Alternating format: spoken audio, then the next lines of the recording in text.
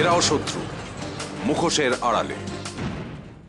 বাবা, ওকে ইঞ্জেকশন দিয়ে ঘুম পাড়িয়ে আনা হয়েছে, তা নাহলে এত হাত পা ছড়ছিল। ঠিক আছে, ঠিক আছে বৌমা, তুমি ওকে ওর ঘরে নিয়ে যাও। চলো। বড় বৌমা, তোর ওকে দেখে আফসোস হচ্ছে না? কিসের আফসোস বাবা? না, মানে তোমার এই ডান হাতটা একেবারে অচল হয়ে গেল। ওকে এখন ডান দিকে যেতে বললে ও বাঁ দিকে যাবে, বাঁ দিকে যেতে বললে ডান দিকে যাবে, ওপরে উঠতে বললে ও নিচে নেমে যাবে। একেবারে হাতটা তোমার অচল হয়ে গেল। না বাবা, আমার ডান হাতটা অচল হবে কেন? একদম ঠিক আছে, পুরোপুরি সচল আছে। একদম ঠিক আছে, পুরোপুরি সচল। এটাই তো আফসোসের কথা। তুমি যেটাকে ঠিক বলে ভাবো সেটা আসলে মস্ত বড় ভুল, মস্ত বড় ভুল। আপনি? হ্যাঁ, ওই এদিক দিয়ে যাচ্ছিলাম, ভাবলাম আপনাদের সঙ্গে দেখা করে যাই। কেমন আছেন আপনারা? এগুলো এদিকে দেখুন, আমরা না খুব ভালো আছি, আপনি প্লিজ চলে যান এখান থেকে। আপনি এভাবে কথা বলছেন কেন? কিছু হয়েছে? না না, কিছু হয়নি, কিন্তু প্লিজ আপনি আর এদিকে আসবেন না। দেখুন, আমার ভাগ্যে যা হবার তাই হবে, আপনি আর এর মধ্যে জড়াবেন না। শেষ শেষ ছিল, তাই না?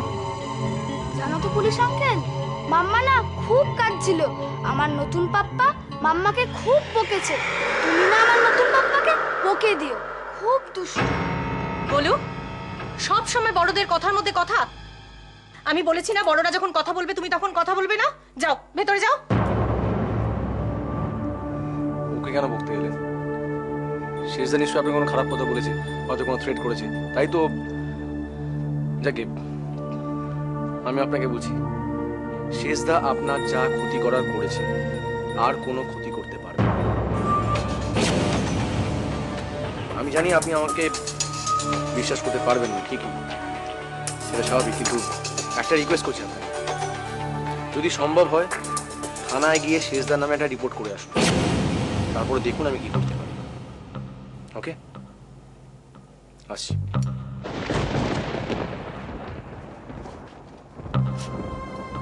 তোমাকে একটা কথা বলি সীমা, দেখে শেখো। মানুষের ক্ষতি করতে গেলে কি অবস্থা হয় সেটা দেখে শেখো। ভগবান কাকে যে কিভাবে কখন শাস্তি দেবেন কেউ বলতে পারে না। শোনো, আমার কিচ্ছু হবে না, কারণ তোমাদের ভগবানকে আমি মানি না। ভগবানের অস্তিত্বই নেই। মানতে তোমাকে একদিন হবেই সীমা, সেই দিনটার খুব বেশি দেরি নেই। সময় বলবে সেটা। সময় বলবে। সময় কিন্তু খুব তাড়াতাড়ি বদলায় সীমা, খুব তাড়াতাড়ি বদলায়। এই নামের কোনো রিপোর্টার কিন্তু কোনো পেপারে নেই অরিজিৎ। এই হরিদেবপুর টাইমসের পেপারটা ব্যাপারে একটু খোঁজ খবর না তো? খোঁজ খবর আমার নেওয়া আছে। এর মালিক একজন কোটিপতি ব্যবসায়ী, আমার কাছে লোক পাঠিয়েছিল আমি যদি চাকরিটা বদল করি। গেছিলাম, পছন্দ হয়নি কথাবার্তা।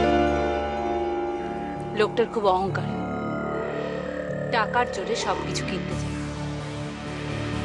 কিন্তু আমাকে কেনা যত সহজ নয় সেটাও আমি ওদের প্রথম দিনই বুঝে এসেছি। তুমি একটা কাজ করো, তুমি ওই মালিকটার ডিটেলস আমাকে দাও, কারণ মিস্টার এক্স আমার দরকার, ওর থেকে অনেক তথ্য পাওয়া যাবে। ঠিক আছে, আমি কালকেই খোঁজ নিচ্ছি, আর মিস্টার এক্স কে সেটা ঠিক খুঁজে বের করবে।